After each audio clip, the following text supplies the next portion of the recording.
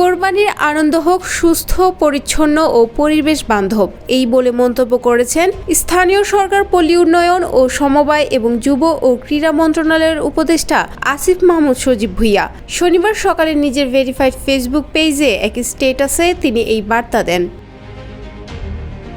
Facebook পোস্টে তিনি লিখেন, স্থানীয় সরকার মন্ত্রণালয়, সিটি কর্পোরেশন, পৌরসভা এবং জনগণের সমন্বিত প্রচেষ্টায় আমরা পারি ঈদের দিনকেও পরিচ্ছন্ন রাখতে। ত্যাগের এই দিনে আমাদের দায়িত্ব কেবল কোরবানিতেই শেষ নয়, পরিবেশ রক্ষা করাটাও বড় ইবাদত।